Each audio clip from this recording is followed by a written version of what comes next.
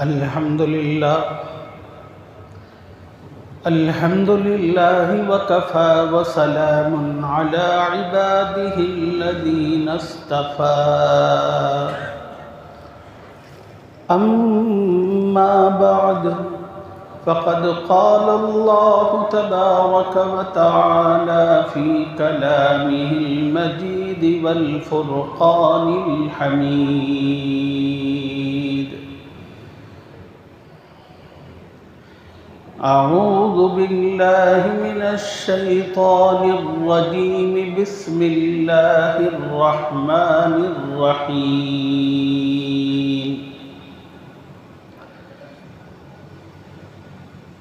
يا أيها الذين آمنوا قوا أنفسكم وأهليكم نارا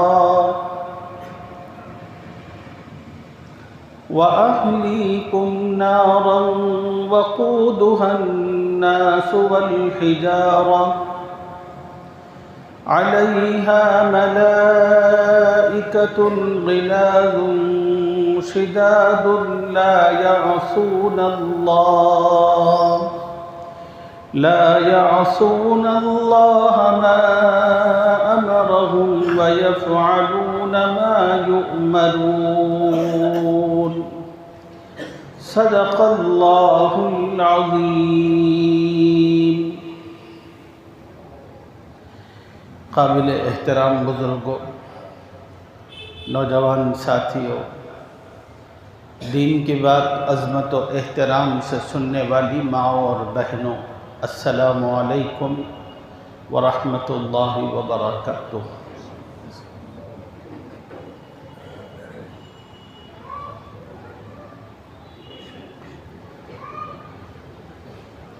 میں نے ابھی آپ حضرات کے سامنے قرآن پاک کی ایک آیت مبارکہ کی تلاوت کی ہے۔ اس آیت مبارکہ میں اللہ تعالیٰ نے دو مضامین ذکر فرمائے ہیں۔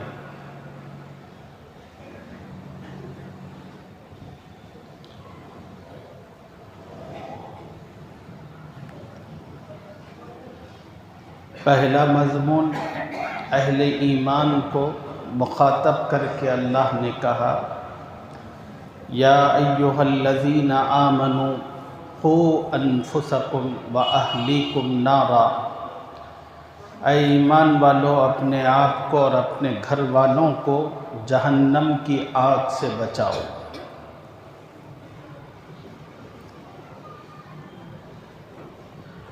قرآن کی اس آیت میں اللہ تعالیٰ نے انسانوں کو، ماں باپ کو، ذمہ داروں کو فقط اس بات کا حکم نہیں دیا کہ تم اپنے بچوں کی طرف توجہ دو، بلکہ اللہ نے سب سے پہلا حکم ان کو دیا ہے کہ تم اپنے آپ کو اور اپنی اولاد کو جہنم سے بچاؤ۔ ایک گھر کے ذمہ دار اور باپ کے لیے اتنی بات کافی نہیں ہے کہ وہ جہنم سے اپنے آپ کو بچانے کا سامان کرتا ہے۔ کوئی گھر کا سربراہ، کوئی ذمہ دار نیک زندگی گزارتا ہے تو یہ اس کی نجات کے لیے کافی نہیں ہے۔ انسان کی نجات اسی وقت ممکن ہے کہ وہ اپنے آپ کو نیک بنانے کے ساتھ ساتھ اپنے متعلقین کی اور اپنے گھر والوں کی، اپنے بیوی کی، اپنے بچوں کی، اپنے بھائی کی، اپنی بہنوں کی، سب چیزوں کی، سب کی فکر کرے۔ اور جب تک مسلمان ان فکروں کو عملی طور پر نہیں اپناتا، اس وقت تک کامیابی ممکن نہیں ہے۔ قرآن کے اندر اللہ نے اسی بات کا حکم اس آیت میں دیا ہے کہ اے ایمان والو تم اپنے آپ کو اور اپنے اہل و عیال کو جہنم سے بچاؤ۔ رسول اللہ صلی اللہ علیہ وسلم نے ایک حدیث پاک میں ارشاد فرمایا کہ قیامت کے دن اللہ تعالی تمام انسانوں سے، تمام ذمہ داروں سے، تمام ماں باپ سے، ان کی اولاد سے محاسبہ فرمائیں گے، تفتیش کریں گے، جانچ پڑتال کریں گے۔ اللہ تعالیٰ سب سے پہلے ماں باپ سے کہیں گے کہ تم نے اچھی زندگی اور اچھی راہ کیوں نہیں اپنائی؟ یا پھر اللہ تعالیٰ کسی ایمان والے نے نیکی اور اچھی زندگی اپنائی ہوگی تو اس سے کہیں گے خیر تم تو نیک اور اچھے تھے، لیکن تم نے اپنے بچوں کو نیک بنانے کی اور اپنے گھر کے ماحول کو بہتر اور درست کرنے کی فکر کیوں نہیں کی؟ یہ اللہ سوال کرے گا۔ اور دوسری طرف اللہ تعالیٰ کا سوال اولاد سے بھی ہوگا کہ تمہارے ماں باپ نے تمہیں زندگی میں صحیح تربیت دی تھی، تمہارے ماں باپ نے تمہیں زندگی کے اندر اچھا راستہ دکھایا تھا، تم نے اپنے ماں باپ کی بات کیوں نہیں سنی؟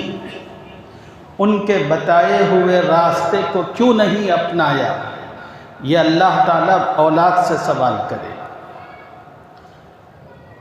ایک اور حدیث میں رسول اللہ صلی اللہ علیہ وسلم نے اسی ذمہ داری سے آگاہ کرتے ہوئے کہا، الا کلکم راع وکلکم مسئول عن رعیتکم، سنو تم میں سے ہر آدمی اپنے گھر کا ذمہ دار ہے، تم میں سے ہر آدمی اپنے گھر کا ذمہ دار ہے۔ قیامت کے دن اللہ تعالی ہر ذمہ دار سے اس کے ماتحت لوگوں سے متعلق ضرور سوال کرے گا۔ ایک آدمی ہے، وہ اپنے گھر کا سربراہ ہے، وہ حکمران ہے، وہ بادشاہ ہے، اپنی بیوی کا، اپنے بچوں کا وہ ذمہ دار ہے۔ اگر اللہ نے اس کو ماں باپ عنایت فرما رکھے ہیں تو پھر وہ اپنے ماں باپ کا بھی ذمہ دار ہوتا ہے۔ اس کی ذمہ داری فقط اتنی نہیں ہے کہ اپنے بچوں کو اور اپنے متعلقہ لوگوں کے جسمانی ضرورتوں کا انتظام کرے۔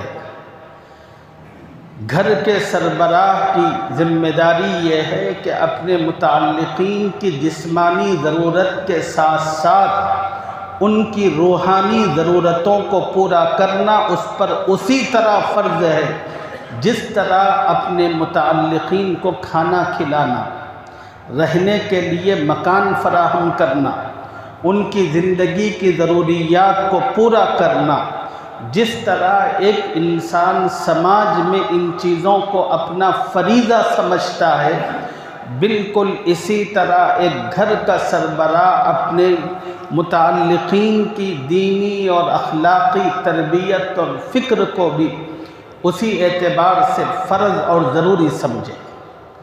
لیکن افسوس کی بات یہ ہے کہ ہم لوگ جسمانی ضرورتوں کو پورا کرنا تو ضروری سمجھتے ہیں، لیکن تعلیمی، اخلاقی اعتبار سے، دینی اعتبار سے اپنے متعلقین کی طرف توجہ کرنے کی اس اہمیت کو نہیں سمجھ پاتے جو سمجھنی چاہیے۔ اس کا نتیجہ یہ ہے کہ ہماری آخرت بھی برباد ہو رہی ہے اور ہماری دنیا بھی بہت متاثر ہو رہی ہے۔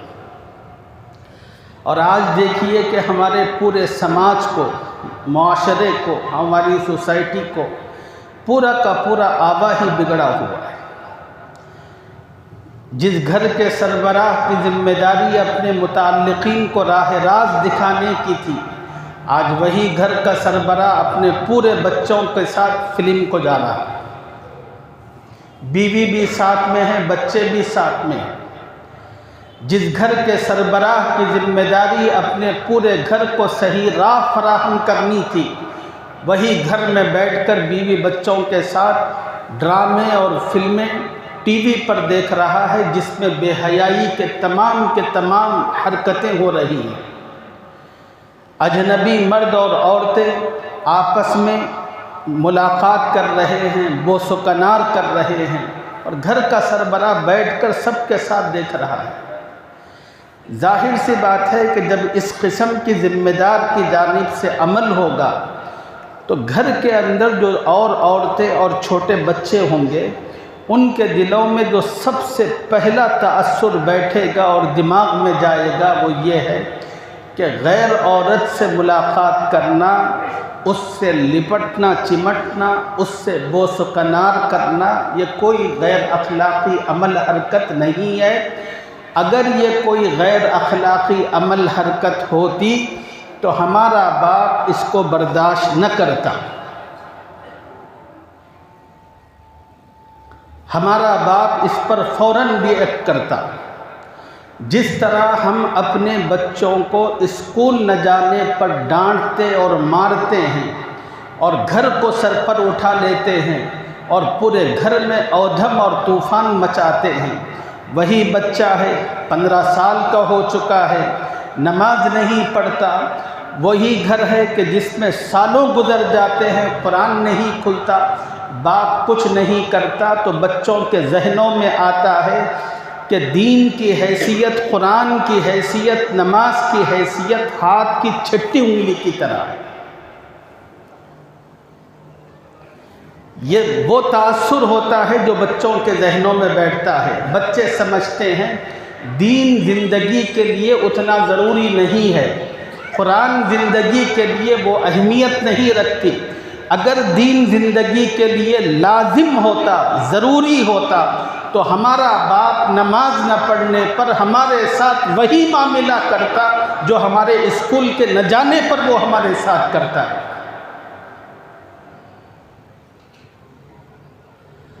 تو ہم جس چیز کو ضروری سمجھا، بے شک وہ چیزیں ضروری ہے، لیکن اتنا ہی بلکہ اس سے زیادہ ضروری اپنی اولاد کی تربیت ہے۔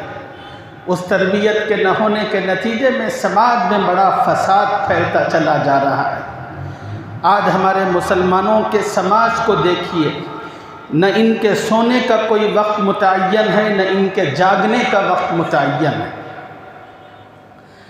ہمارے محلے کے اندر بہت کم لوگوں کے لیے عشاء کے بعد رات ہوتی ہے، لیکن نوجوانوں کی بہت بڑی تعداد وہ ہے کہ جن کے لیے رات شروع ہوتی ہے 3 کے بعد، 4 بجنے کے بعد، اور وہ ان اوقات کے اندر اپنے گھر سے دور ہو کر غیر اخلاقی حرکتوں اور پستیوں کے اندر گرتے چلے جاتے ہیں، مختلف قسم کی ایکٹیویٹیز میں وہ مبتلا ہوتے رہتے ہیں۔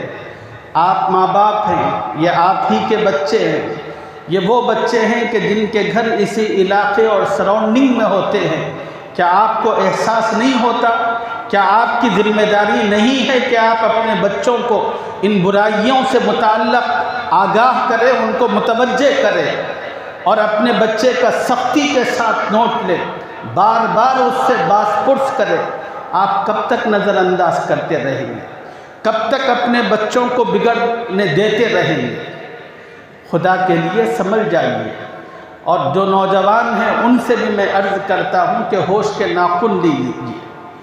جو آپ نے بے راہ روی اپنا رکھی ہے اور غیر ذمہ دارانہ طرز عمل جو آپ نے اختیار کیا ہوا ہے، اس کو چھوڑیے، اس لیے کہ آپ کے پیدا ہونے کے بعد آپ کے ماں باپ نے آپ کے لیے سچی خوشیاں منائی تھیں۔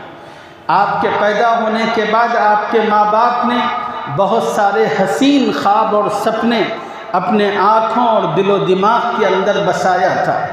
انہوں نے سوچا تھا کہ آپ کے پیدا ہونے پر آپ بڑے ہو کر، آپ پڑھ لکھ کر سماج کا ایک ذمہ دار اور بہترین انسان بنیں گے، آپ ماں باپ کے لیے فخر کا ذریعہ بنیں گے، بڑھاپے کے اندر ماں باپ کے لیے سہارا فراہم کریں گے۔ اگر باپ نے کچھ اپنی بیٹیاں رکھی ہوں اور وہ ان ذمہ داریوں کو ادا نہ کر پا رہا ہو تو اس نے یہ خواب بھی دیکھا تھا کہ میرا بچہ میری اپنی بیٹیوں کو بیاہنے میں اور اس کو دوسرے گھر کی امانت بنانے کے اندر اپنا بہترین رویہ اور سلوک اختیار کرے گا۔ یہ وہ خواب تھے جو انہوں نے دیکھے تھے، لیکن آپ کیا کر رہے ہیں؟ کیا اس خواب کی تعبیر یہی ہے؟ اگر اس خواب کی تعبیر یہی ہوتی، ان کو ذرا بھی پتہ ہوتا پتہ نہیں وہ بچپن کے اندر کب آپ کے گلے پر ہاتھ رکھ کر تھوڑا سا دباؤ بڑھا دیتے، آپ کا کام ہی ختم ہو جاتا۔ انہوں نے تو بہت اچھا سوچا تھا، ہم کیا کر رہے ہیں؟ جو نوجوان نسل ہے، کچھ تو ہیں سماج کے الحمدللہ پڑھ رہے ہیں، اپنا کام کر رہے ہیں، لیکن نوجوانوں کی ایک بہت بڑی تعداد بالخصوص اس مسلمانوں کی نشڑی بن چکی ہے، گنجٹی بن چکی ہے، مختلف قسم کے جس لیے کہ جس انسان کو کبھی کام نہیں ہوتا اس کا دماغ شیطان کا گھر اور اس کا اڈا بن جاتا ہے۔ پھر انسان اپنے اوقات کو گزارنے کے لیے مختلف قسم کی چیزوں کا سہارا لیتا ہے، پھر وہ جب ان سہاروں کا عادی بنتا ہے تو پھر اس کا ایسا غلام ہوتا ہے کہ ان شوقوں کو، ان سہاروں کو پورا کرنے کے لیے اس کو چوری بھی کرنا پڑتا ہے تو چوری کرنے سے بھی نہیں جھجکتا، مختلف قسم کی غیر اخلاقی ایکٹیویٹیز اور حرکتوں میں چلا جاتا ہے، اور پھر اس کے بعد جب اس کا انجام سامنے آتا ہے تو یہ جو ماں باپ ہوتے ہیں وہ اٹھ کر بیٹھتے ہیں کہ ہمیں نہیں پتہ تھا۔ لوگوں یہ بالکل غلط طرز عمل ہے۔ قرآن کی اس آیت میں اللہ تعالیٰ نے آپ کو آگاہ ہونے اور جاگنے کا علم دیا ہے، تعلیم دی ہے، اور کہا کہ اے ایمان والو اپنی فکر کرو، اپنے آپ کو جہنم سے بچاؤ اور اپنی اولاد کو بھی جہنم سے بچاؤ۔ لہذا ماں باپ کی ذمہ داری ہے وہ اپنے بچوں کے سلسلے میں مکمل خبرگیری رکھیں، وہ کہاں اٹھتے ہیں، کہاں بیٹھتے ہیں، کہاں آتے ہیں، کہاں جاتے ہیں، کب گھر میں سوتے ہیں، کب بیدار ہوتے ہیں۔ ماں باپ ہونے کی حیثیت سے یہ ان کا فرض ہے۔ ماں باپ کے لیے اجازت دی ہے شریعت نے اس بات کی، تربیت کے خاطر وہ اپنے بچوں کی جاسوسی کر سکتے ہیں، حالانکہ قرآن پاک نے جاسوسی سے منع فرمایا ہے اور اس کو حرام قرار دیا ہے، لیکن ماں باپ کو اللہ نے اجازت دی وہ اپنے بچوں کی صحیح تربیت کے لیے جاسوسی کر سکتے ہیں۔ لہذا آپ کی ذمہ داری ہے، آپ دیکھیں ہمارے معاشرے کے اتنے مسائل ہیں کہ سمجھ میں نہیں آتا کہ کس مسئلے کو بولیں، کہ ہمارے نوجوانوں کے اس غیر ذمہ دارانہ طرز عمل کی وجہ سے جو شادی شدہ ہیں ان کے گھروں کے اندر بھی بڑے شدید ترین مسائل پیدا ہو رہے ہیں، اور وہ لڑکیاں جو اللہ کے نام پر ان کی زندگی میں بیاہ کر آئی تھی اور وہ انتظار کرتے کرتے جو شریف تھی اور بہت ہی صبر کرنے والی تھی، وہ صبر کے ساتھ زندگی گزار رہی تھی، اور جن بچیوں میں صبر کا مادہ کم تھا وہ غلط راہوں پر نکلتی چلی جا رہی ہیں اور انہیں اس کا احساس و شعور تک نہیں۔ یہ سب جو گند سماج میں پھیلتا چلا جا رہا ہے، اس گند کو روکیے، اور اس کے نوجوان سب سے بڑے ذمہ دار ہیں، اپنے کردار سے، اپنے عمل سے اور اپنی ہر چیز سے اس کو بہتر سے بہتر کرنے کی کوشش کیجیے۔ اگر آپ ابھی بھی جاگ جائیں تو بہت زیادہ دیر نہیں ہوئی، تمام حالات صحیح ہو سکتے ہیں اور درست ہو سکتے ہیں۔ اگر آپ اندھے بنے رہے اور آپ نے کسی کی بات نہیں سنی، بس ایک کان سے سن کر دوسرے کان سے اڑاتے رہے، تو بہت بڑے نقصان اور خسارے سے نہ صرف آپ کو دوچار ہونا پڑے گا بلکہ پورے مسلم معاشرے کو اس کی قیمت ادا کرنی پڑے گی۔ قرآن کی اس آیت میں اللہ تعالیٰ نے اسی خاص بات کو کہا ہے، یا ایھا الذین آمنوا قوا انفسکم واہلیکم نارا، اے ایمان والو تم اپنے آپ کو اور اپنی اولاد کو جہنم کی آگ سے بچاؤ۔ رسول اللہ صلی اللہ علیہ وسلم کی ایک حدیث مبارکہ اس آیت مبارکہ کی کو صحیح سمجھنے کے لیے آپ کی خدمت میں عرض کر دو۔ نبی صلی اللہ علیہ وسلم نے ارشاد فرمایا کہ قیامت کے دن ایک ایک عورت 4 مردوں کو جہنم میں لے جانے کا سبب اور ذریعہ بنے۔ سب سے پہلا اس کا باپ ہوگا، دوسرا اس کا بھائی ہوگا، تیسرا اس کا بیٹا ہوگا، چوتھا اس کا شوہر ہوگا۔ ایک عورت ان 4 لوگوں کو جہنم میں پہنچائے گی۔ سب سے پہلا نمبر باپ کا ہوگا۔ قیامت کے دن اللہ تعالیٰ عورت کو بلائیں گے جو دنیا کے اندر مسلمان تھی، ووٹر کارڈ کے اندر اس کا نام مسلمان تھا، اس کا جو ID پروف تھا اس میں بھی وہ مسلمان تھی، ساری زندگی مسلمانوں کے نام کے ساتھ رہی، مرنے پر جس کی نماز جنازہ پڑھی گئی اور مسلمانوں کے قبرستان میں اس کی تدفین کی گئی۔ لیکن قیامت جب اللہ قائم کریں گے اس موقع پر اللہ کا ایک اعلان ہوگا جب لوگ صف بندی کر رہے ہوں گے، وَامْتَازُوا الْيَوْمَ أَيُّهَا الْمُجْرِمُونَ۔ دنیا کے اندر تو ملا جلا چلا کرتا تھا، نیک اور اچھا، برا اور اچھا، خراب اور سڑا ہوا، سب کے سب ایک ساتھ رہا کرتے تھے۔ سوسائٹی کے اندر ہر طرح کے لوگ ہوا کرتے تھے، لیکن حشر کے میدان کے اندر اللہ کے سامنے جب لائنیں کھڑی کی جا رہی ہوں گی اس وقت اللہ تعالیٰ کا اعلان ہوگا یہ قیامت کا میدان ہے، یہاں پر سڑا ہوا، خراب، اچھا ایک ساتھ نہیں ہو سکتا۔ آج وہ دن ہے کہ جس میں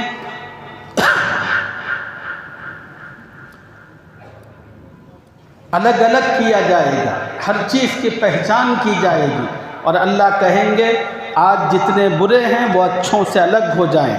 خدا کے اس اعلان کو سن کر تمام کے تمام اچھے ایک طرف، تمام کے تمام برے ایک طرف ہوں گے۔ وَامْتَازُوا الْيَوْمَ أَيُّهَا الْمُجْرِمُونَ۔ اور پھر اس کے بعد دنیا میں جو ساری زندگی اسلامی ناموں کے ساتھ تھا، خدا کے سامنے وہ مجرموں کے اور غیر مسلموں کی صفوں میں کھڑا ہوا ہوگا۔ اس کی غیر مسلموں کے صفوں میں کھڑا ہونے کا سبب کیا ہوگا؟ اس کی بدعقیدگیاں، اس کی بدعمالیاں، اس کی ایکٹیویٹی، اس کے اخلاق، اس کے حرکات و سکنات، یہ چیزیں ہوں گی۔ بھلے ساری زندگی وہ عبد الرحمن کے نام کے ساتھ پکارا جاتا رہا، لیکن اللہ تعالیٰ اس کو کرشنا کے بازو کھڑا کرے، اس لیے کہ وہ آخرت کا میدان ہوگا، وہاں پر سچ اور جھوٹ نہیں چلے گا، جو سچ ہوگا سچ ہوگا، جو جھوٹ ہوگا جھوٹ ہوگا۔ اور ایسے ہی خدا ہماری اور ہمارے نسلوں کی وہاں پر اس شرمندگی، رسوائی اور ناکامی اور ذلت سے حفاظت فرمائے۔ بہت سارے مسلمان تھے، وہاں پر غیر مسلمین کے صف میں کھڑے ہوں گے، انہی میں سے ایک عورت کو اللہ تعالیٰ اپنی بارگاہ میں بلائیں گے، کہیں گے کہ تمہارے عقیدے ایسے کیوں تھے، تمہاری حرکتیں ایسی کیوں تھیں، تمہاری زندگی میں اعمال کی کوئی روشنی کبھی نظر نہیں آئی، کیوں؟ اللہ تعالیٰ سوال کریں گے تم نے برائی کا راستہ کیوں چنا، تم کیوں نشیڑی بنی، تم کیوں گنجٹی بنی۔ آج کے اندر جس طرح ہمارے اسٹیٹ میں اور ہر جگہ بچیاں تعلیم کے میدان میں سبقت بھی کی ہوئی ہیں، اسی طرح نشے کے میدان کے اندر بھی مردوں سے بھی زیادہ عورتیں سبقت کر رہی ہیں، لڑکیاں بہت آگے ہیں اس میدان کے اندر۔ اللہ کا سوال ہوگا تو وہ کہے گی کہ پروردگار عالم مجھ سے غلطی ہو گئی، میں نے اچھائی اور برائی کو نہیں سمجھا، میں اپنی غلطیوں کا اعتراف کرتی ہوں۔ وہ تو جزا کا میدان ہوگا، اللہ تعالیٰ کہیں گے کہ ٹھیک ہے، اس کی بدعمالیوں کے سبب اس کو جہنم میں ڈال دو۔ اس وقت وہ اللہ کی بارگاہ میں پھر کھڑی ہوگی، اللہ سے کہے گی اے اللہ بے شک میں نے بدعملی کی، آپ مجھے ضرور جہنم میں ڈالیے۔ اے اللہ میں اگر آپ کی مجرم اور باغی بنی ہوئی ہوں تو اس میں فقط میرا اپنا قصور نہیں ہے، اس میں میرے ساتھ ساتھ میرے باپ کا بھی قصور ہے، میرے بھائی کا بھی قصور ہے، میرے شوہر کا بھی قصور ہے، میرے بیٹے کا بھی قصور ہے۔ اس لیے کہ باپ تھا، سب سے پہلے کوئی مرد تھا جو میری زندگی میں آیا، اور آپ نے اس کو میری زندگی کا سب سے مقدس رشتہ بنایا، باپ کا۔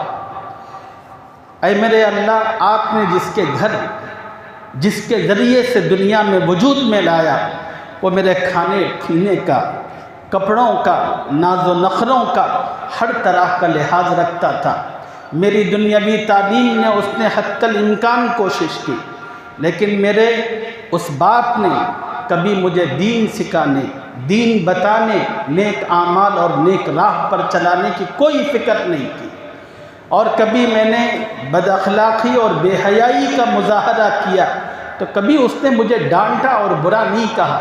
اے اللہ میں کیا کروں، میرے باپ کی تربیت نہ ہونے کی وجہ سے میں اس غلط راستے پر آگے بڑھتی گئی، پھر وہ چیزیں میری اپنی زندگی میں اس قدر پختہ اور مضبوط ہو گئی تو میں نے اسی کو صحیح سمجھ کر چلتی رہی۔ اے اللہ میرا سب سے پہلا مجرم میرا باپ ہے، آپ مجھے جہنم میں ڈال رہے ہوں تو میرے ساتھ میرے باپ کو بھی بھیجیں۔